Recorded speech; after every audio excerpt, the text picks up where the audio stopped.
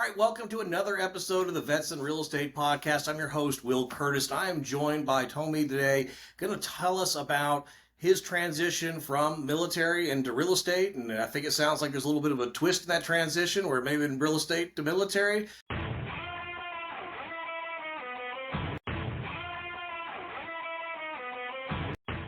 But Tomi, thank you so much for joining us today. Thanks for having me, Will. Definitely excited to be here, share my story with anyone who's listening. Yeah, so tell us, what did you do in the service? So I was in the Navy, and I was an AE, which is an aviation electrician. Towards the end, I was focused on weapon firing systems on F-18s, and did a 5-year enlistment and spent 4 of those years forward deployed in Japan. Not a bad place to get stationed for 4 years, right? Yeah, it definitely gave me an opportunity to see the world, and really see like the Eastern Hemisphere in a way that I hope to one day again, but definitely expanded my, I would say, my mindset. So was the goal always to kind of, as you kind of mentioned in the pre-call, that you got into the military to invest? Is that right? Exactly. As we were discussing, I'm sure most of the people that you're interviewing caught the bug later. I'm from San Antonio, Texas. We're also known as Military City. So about 1920, I really got interested in real estate investing, late night infomercials and so forth. But when I would ask people about it, the only people I knew who owned more than one home were military members. So after, my own little professional ventures didn't pan out so well, I was like, well, worst thing, I felt like I could do anything for 20 years, and at least this will put me around other people who are doing something that I want to one day do. So that was kind of my mindset at the time that I joined. Okay, so knowing you wanted to be real estate, but why? It was just because there's other military that own multi-properties? That was just the whole shtick? Like the recruiters didn't have to lie to you or nothing? You're just like, I want to go multiple properties. Let's go. Well, I would definitely say it was an added bonus. At that time, before I joined the military, I already had an undergraduate degree. I had a couple jobs that didn't pan out so well for me. I was a later sign up. I joined at 25. I had already, lived on my own in undergrad, had a couple jobs, like I said, that didn't work out so well. So it was more of I want to do something else. I want to be successful. The things that I've tried haven't gotten there. So you know what? I'm just gonna join the military. And I knew, I could retire in 20 years. Like that sounds awesome. And then I was thinking in my head, well, I'm still not the most, gung ho person, but if I do this thing, I could retire in 20. I do know other people in here. I'm going to meet someone who owns more than one home. So at least that'll put me closer to my dreams. Gotcha. I can see that. So if you spent the bulk of your time in Japan, I'm assuming you didn't necessarily start investing until you got out. Is that right? Absolutely. So I took my dreams and whatever clothes I had off to boot camp. Quickly learned that everything I brought I didn't need, and eventually got orders to Japan. But man, I was one of those guys. Like I joined with the end in mind, and I thought I could do 20. Spoiler alert! Pretty much within that first year, I was like, "Oh, this was such a mistake for me." But I've always been a pretty frugal dude, so I think that my focus just went to how can I maximize, the time I'm doing. So I just focused on trying to spend no money and trying to read and, in whatever downtime we had, trying to get a little bit closer to my real estate dreams. So you get out. What does the plan look like from there that you're getting out of the service? All right. So when I got out the military, again, going in, I already had my undergraduate degree, but I did sign up for the GI Bill. So when I got out, I figured, okay, it's time to start doing this real estate thing. As much as I believe the infomercials on like compounding effects of investing, I never believed the whole buy houses for pennies on the dollar or buy houses super cheap.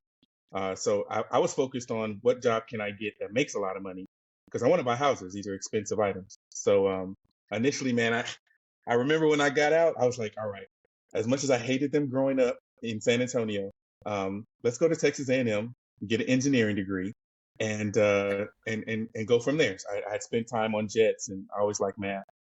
Man, the A&M recruiter told me it had been so long since I took the SAT that I would have to take the SAT again. And I just thought that was the dumbest thing in the world. I already had an undergrad degree. That just sounded like a step backward. At the same time, I had a good friend of mine. She recently made partner at a law firm. So she said, I think you could be a lawyer as well. I was like, okay, whatever makes enough money to buy houses, I'll give it a try. So I ended up getting out the military using my post 9/11. Went to SMU in Dallas and pursued a law degree. So now, are you still in Dallas, or? Nope. I did the Dallas thing, graduated, got my degree, and ended up, again, due to circumstances, couldn't find a job and moved back to San Antonio and started life over again. And I'm still currently in San Antonio. Been here now, I would say, the last 7 years, and finally stopped trying to get away and started putting down some roots. And this is where real estate really started for me. And so after graduating law school and all that, then we finally get into buying that first investment property. Exactly, exactly. I bought my first house. My first house was we need to get out of mom's house. During law school, I met I met a wonderful woman. We had a kid. I ended up graduating, and all three of us moved back. Stayed with my mom for a little while to get situated. After about a year, then I bought my primary residence and was like, okay, let's get out of mom's house. Let's get ourselves situated, and then start investing. But that was in 2019. And now we fast forward 6 years later, and that first house that I bought for us to live in, we've moved out. And now that house, we have a Section 8 tenant in there, wonderful young lady who's actually she's going to school right now, pursuing her dreams.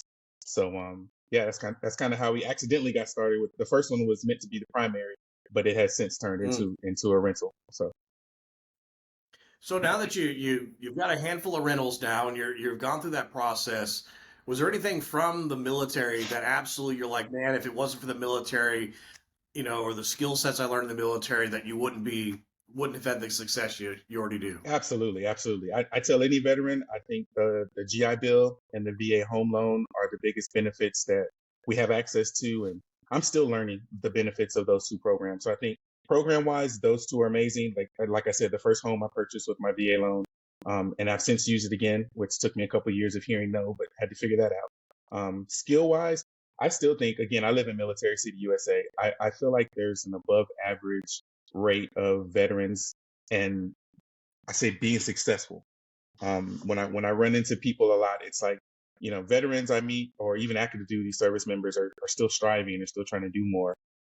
Where I don't know what exactly it is. Maybe it's just someone told you to get up and do something every day, and you learn the stick to itiveness, or the being consistent, the learning how to take orders, the developing into leaders to give orders. So man, I think that there are a lot of lessons from the military that directly contribute to where I am today. I think it's interesting you say. I think, at least in my journey, I've noticed that there's some veterans that come out and they absolutely just kill it, and there's others that go right back as soon as they get out. They go right back to the life they had before. What do you think is that separates those that absolutely go out there and kill it versus those that go back to the life they had before? Um, from my experience, I think a lot of that has to do with maturity.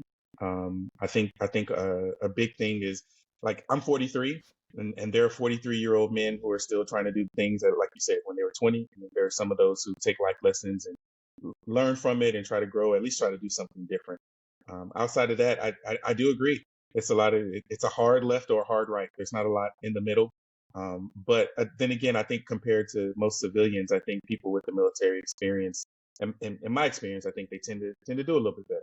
I think that's fair. And I mean, you got into SMU. I mean, that's a ridiculously crazy school to get into, and not just that, into the law program, which is even more ridiculous to get into. And I mean, it says something about you, at least the quality of what you're willing to work. So, was there anything, I guess, with going to law school and now moving into the investment side, other than the fact you understand title and how to, contracts work probably better than most investors?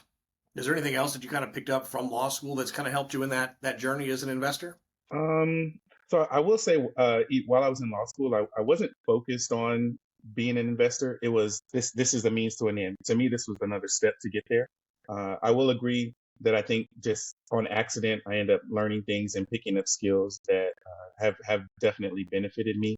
Um, I, I think it all just goes back to, man, like, I wanting to win. My want to win is bigger than anything else. So if I need to sit down and read right now, I'm reading about tax foreclosures. If I need to sit down and read about, just general contracts, lease agreements, if that's what it takes for me to get to where I want to go, then that's what I'm going to do. So I think the military did definitely put fuel on that fire. But I do feel like it was something I already had in me, and it's been fostered, and I don't plan on quitting anytime soon. Yeah, I can definitely see that. And listening, what's been kind of apparent through your life journey is that you've always had an end goal. And I think you've said it twice now. The Navy was an end to the means. Law school was an end to the means. You get a job that you do it. And I know, at least at my side, I was going to get out, go get a degree, become an officer, and go make enough money to invest. I'm not terribly different than your goal. I just got out, got fat, and realized that I can make as much money outside without getting shot at. Um, but it sounds like that's always been the goal. What was it about real estate that was always the goal? Man, so as it's getting tougher the older I get to remember. But man, I just remember being up late at night watching TV and just seeing the man, they were so rinky-dink, just random dudes, Lamborghinis, women on the beach, and then like the geekiest guy, like I don't even remember faces, but I just remember, hey, you could do it too, buy real estate. I just remember that phrase, pennies on the dollar. Let me show you. Like just seeing that in the midst of probably, Friday night, Saturday night, just being a bored teenager in high school, but I really just dug those commercials. And like I said, I never believed the pennies on a dollar part. But let's say the infomercial is all of 3 minutes, just in between whatever late night stupid movie I'm watching. I did believe that a house today is going to be worth a little bit more tomorrow. I did believe that, I've heard of one or two people who own more than one home. So I don't know what it was, but that seed was planted, and I've been chasing it. And even today, I continue to try to chase down whatever, how far this can go. So now that you've gotten into the real estate investing, what do you think is the one thing that you wish you would have known earlier on that I think there's a lot of lessons that are always learned, but is there anything that stuck out that you wish you'd learned either sooner or maybe not nearly as difficult Oh, of a lesson that you learned? absolutely, absolutely. I don't live with regrets, but as far as things Hmm. that if given opportunity, tons. I tell my wife even today, I think I would be further along in real estate if I would have done real estate sooner. So I knew I wanted to do it 18, 19. At this time, I'm in college, started off a psychology major, graduated in accounting. But I think I would have been better served even working in a broker's office, taking out the trash. Like just being around real estate. Like my path was more, I need to go get all this stuff and then I can start real estate. But I feel like for a lot of people, money might be a thing, expertise might be a thing, but being in those rooms is more invaluable than going to do something else and then trying to come back to the room. So that's probably the biggest thing that I would say. Even as an attorney, I don't practice real estate law. Um, I was able to get into a position where I'm making a more than above average income, but because I want to do real estate, I think the time I spent in law school, those 4 years would have been better spent in real estate because that was the end goal. So That's interesting. So even just getting an entry level early on would have been, you think, a better choice than everything else that you've been through just to be around. absolutely, absolutely. Right now, I'm blessed to say that we're at 10 homes, and man, it's amazing. Like the first home is absolutely the most expensive. Time, money, effort, energy. It doesn't even compare to number 10. And each home gets better as far as a deal. Uh, the experience compounds. So again, like even the time I spent in the Navy, like, I felt like I needed a change in life. But if those 5 years were spent in real estate, and then the 4 years on top of law school, like, 9 years of looking at contracts, I would be much further ahead than I am today. But, that was just my path. Sure. So as you've gone from one to now 10, talk to me about how that scaling works. Now you don't have just one toilet that's leaking. You've got potentially 10, or depending on how many restrooms, you got 20 toilets that are leaking. How how did that scaling side of the investment work for you? Okay. So I love math, so you might have to calm me down. Let me know how deep you want to get. But the first house was the VA home loan. So that was for most listeners understand that's 0% down. That was a matter of personally just saving up the money to buy the house. The second house was actually what I said my first on purpose. This is my rental. Ended up getting a conventional investor loan, paying 25%. This was in 2020, which learned a ton. I took a course in March 2020, which right before COVID. Got hit with the hey, come on down, just riding to work. Heard a commercial, come on down to the hotel where this group is teaching about real estate. I said, all right, cool, I'll go down. I'm not spending any money. I'm just go down and listen. By the end of that weekend, I made one of the most expensive purchases ever.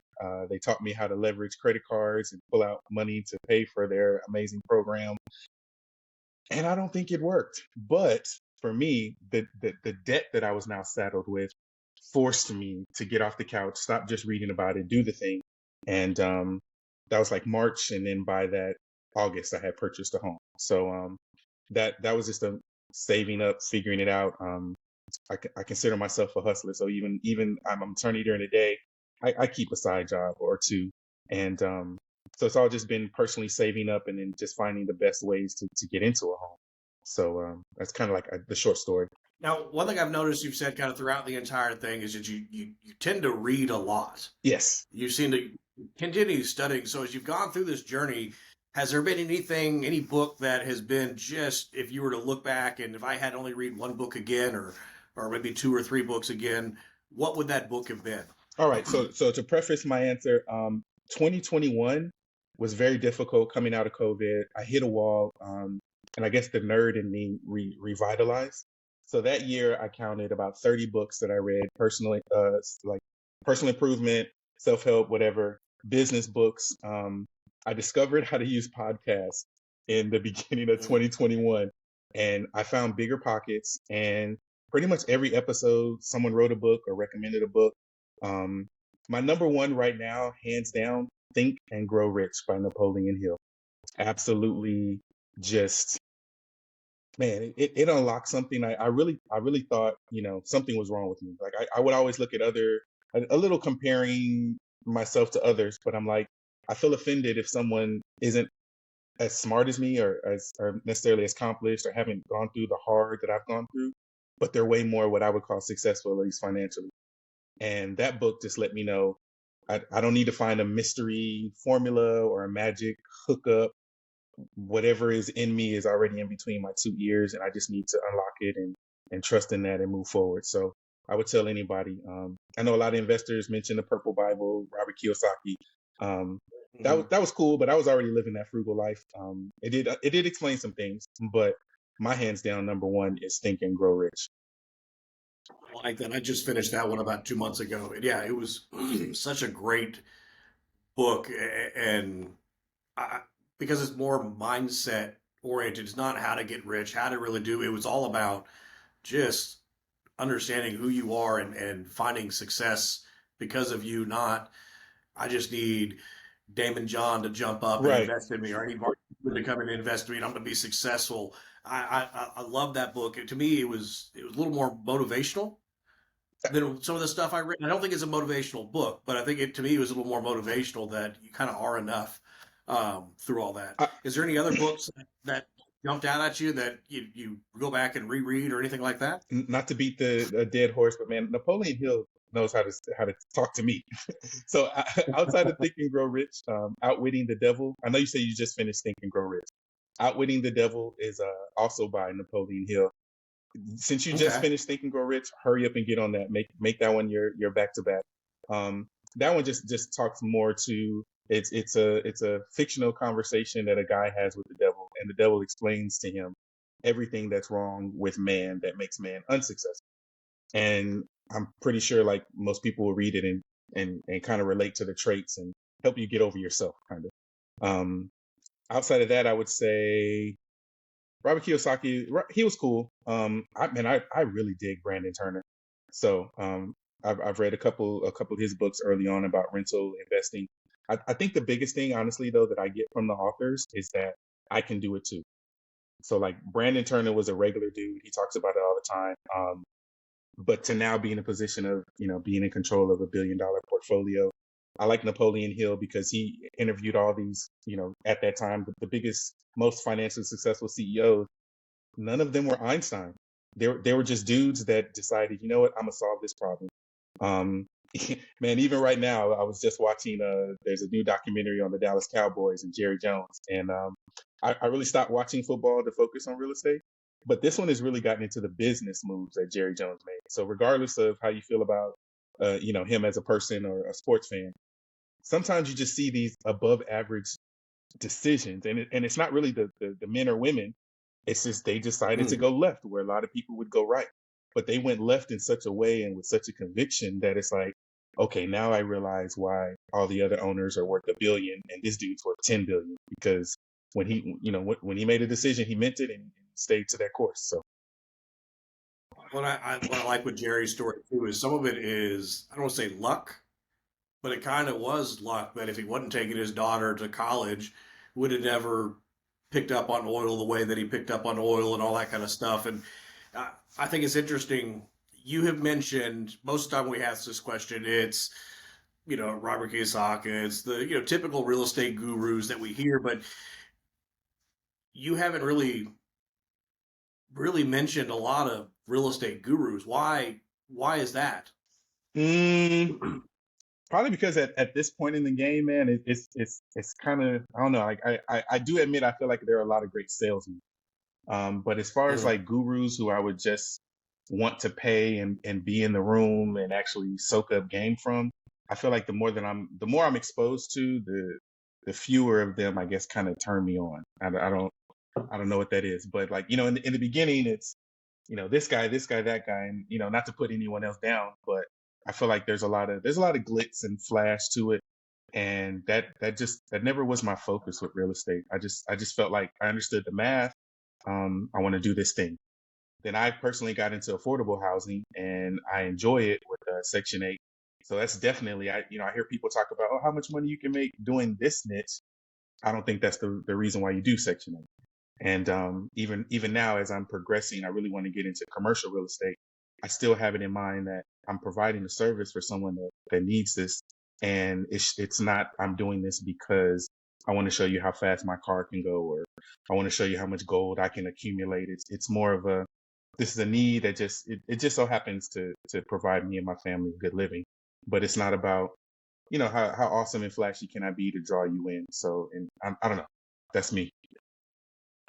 No, that's interesting that you bring it up that way, and you hit something else that we keep seeing over and over with many of our veterans is you mentioned who you serve, who you're working with. To me, that's been very interesting that we've seen too many veterans through these episodes. Once they figure out who they're serving, it takes off from there. Like once they figured out that level of service, who they're going to be serving, the why becomes so much more clear for them. And family, those kind of things are all part of that why as well. But we had Jesse Sells on a while back where his whole thing was he was buying apartment complexes to basically turn them into, I don't want to call it a halfway house, but almost like a rehabilitation area for former incarcerated folks, and uses real estate as a means to better people's lives. And it sounds like you're doing some of the same things where you're specifically focused on things like Section 8. Even when you talked about your rental house, you're like the young lady's going to school, she's getting her dreams. Like you can tell there's something more to it. Is that what kind of keeps you motivated with investing in real estate? Is the people that you can help? Absolutely, man. Absolutely. I would say my main motivations are I man, I still look at the top, and as far as gurus go, I look at them as competition in a healthy way. So I definitely want to realize my full potential. But outside that, I'm not trying to buy a jet or anything wild and crazy, but I'm actually trying to do something like so. Not only do I have two Section 8 rentals, I've ended up doing about 4 or 5 owner financed homes.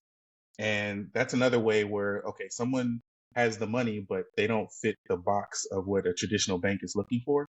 So am I able to be profitable? Yes, I am. But there's also, okay, this family needed a home, and having money but not having credit is a problem. So it's like to be able to solve that problem for someone else, I think that's really cool.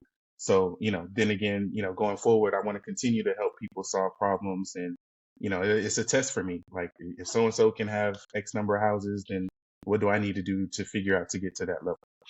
So, How do you? It sounds like you're a busy guy. You said you always have a couple of side hustles. You're an attorney by your day job. You're investing in real estate. You're a dad. Relationships. How in the world do you balance all of it, or just don't sleep?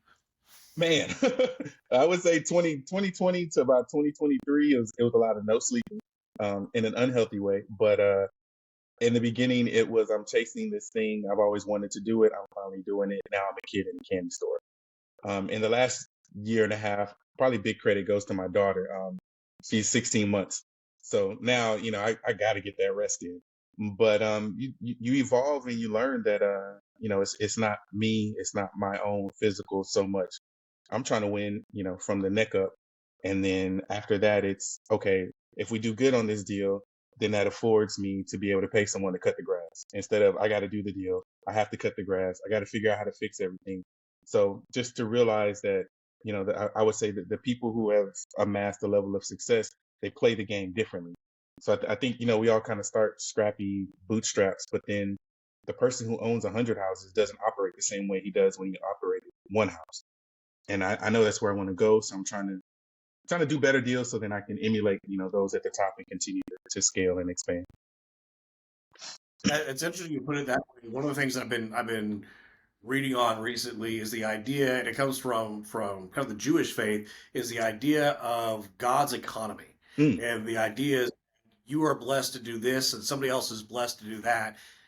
If you go and mow your grass, you're taking away the chance for somebody else to do their blessing and to serve, in the way that they're called to serve. And I think it's interesting how you brought that up, and kind of with what I'm studying and learning right now was the idea that you're looking at how do we offset these things so somebody else can do it, which frees you up to do more, which I think for so many investors, that's the opposite mindset. Oh God, I just bought the house. I'm going to have to go change the toilet. I'm going to have to go and repaint. I'm going to have to do this because it's too expensive to do otherwise. And I mean, I've been there too. You don't have the money, so you got to go out there and do it. But have you found that kind of same success that by outsourcing some of these things, you've been able to do so much more? absolutely, absolutely. And again, it's for me, I'm an avid reader. I listen to podcasts, so it's an evolution. This isn't how I started, but I learned that okay, you feel like you save money by doing it yourself, but number one, it's going to take you longer than a professional, and number two, you're probably not going to do as good of a job. And then number three, I feel like my unique gifts are acquisition and, let me figure out a good deal. No offense, there are a lot of people that can cut grass. So I don't necessarily think about it as, standing in someone's way, but I look at it as if I'm trying to help 100 people, 200, 300, whatever, I need to be over there versus over here. Like Jerry Jones is not going to come down and wash anybody's jersey. Could he possibly? Of course, but you're better suited at your level. And for me, it's play over here, and then it just became as an initial investor, it's like if the house makes $100 a month, and you're like, oh man, this is working, this is awesome. But then as you continue to go, you're like, all right, well now I know that the house could potentially make 400 or 500 a month. My acquisition, could have been a lot cheaper. So if I do my job better, then that opens it up to someone else to go do what you need to do. So then I can go get house 2 or 3 versus, oh well, I learned how to hang a door on the side. Like that doesn't help the second family. That doesn't help the third family. So So you mentioned one thing, and we'll kind of start wrapping up from there. But you mentioned one thing is that you want to start looking at commercial. Why commercial? absolutely. For me again, I feel like at the pace that I'm going, one house a year, maybe one house every other year. I, I think that's awesome, but I just feel like number one, I'm challenging myself, and I feel like I belong in that position to be at the top of an organization with several homes. Number one, um, when it comes down to the math, no matter how amazing of a deal on a single residential family, if I ever decide to sell it, I'm still only going to get what the neighborhood is commanding as far as comps go. But in the commercial realm, from what I hear, there's a test to the operator, like how much of a spread between, how much of an NOI can you command, and then based on that, you raise your rent on a house $50. That doesn't change the value of the house, at least to a bank. But you've raised your commercial property $50, then it's the multiple of times units divided by the cap rate. So it's like wow, like you can have $1 million valuation because you raised your rents $100 and you cut your expenses $100, depending on the number of units. Sure, You sure. don't get that same type of love when it comes to single family. And then also I'm looking at economies of scale, like being able to have in-house management, other people, more people being able to serve the homes and to be able to do their job. I just feel like commercial is a better avenue to invest in going forward. Fair enough. That's a good goal to have. That's what I do most day after day, and I can't tell you how many investors look at it the same way that you do. I can buy one property. Less people are out there chasing it, so I'm not chasing against everybody else trying to buy a single family home, not just the investors, but the consumers on all that as well. And then, the fact that there can be more value built in these properties very quickly, and it gives you a lot more freedom. So I can see where the goal is, and it sounds like you'll likely get there probably in the next year or so, knowing your track record with our conversation. So as we kind of wrap everything up, if there was something you were to go back and look at, you know, the AE sitting on a flight deck waiting for, you know, time to get done and be done with Japan and all that. Is there anything you would go back and tell yourself that you would have done differently in that transition from the military into that civilian workforce? Um, Man, to be truthful, I had to deal with a lot of anger. I used to take things personal. Like I said, I had my undergrad before I went in, and I went in enlisted, and like the initial recruiter story, what they told me didn't work out. Some other opportunities I felt like should have gone my way that didn't. I used to take things really personal and felt like, oh, you're coming for me for whatever reason. Um, but now I guess part of it is also being older and looking back. I'm just like, if I would have just been more focused on myself, take my licks and just get back up and keep grinding, I think that would have better served me versus, had my moments of acting out and various other things that I think, I was ultimately just wasting time. No, that's great. And I love that it's self-reflective. A lot of the answers aren't that, but the fact that it's self-reflective, what could you have been better at? I love that answer. So now, if any of our viewers want to reach out to you, they got questions for you. What's the best way for them to find you? Absolutely, man. My phone number is 210-538-4760. I would love to anyone, with any type questions, or even if, you're in commercial and you'd like to help pull me forward, I would definitely appreciate that. I personally, ever since I got out, I like to tell every veteran two things. Number one, here's my phone number. So if you have those dark nights, I don't care if it's 2, 3 o'clock in the morning, I'd much rather you call me. Let's talk about it versus I read about it in the paper. Because unfortunately, I feel like we all have had that experience once or twice, too many times. But that's my phone number. Call me if it's just on a veteran I need somebody to talk to. And on the real estate tip, if I can help you, or if you feel like you would like to help me or work with me, I'm open for it, man. Well, Tommy, thank you so much for your time, for willing to share your story and being willing to help other veterans grow their business through that process. Again, thank you so much for your time. I appreciate it. Well, thank you guys.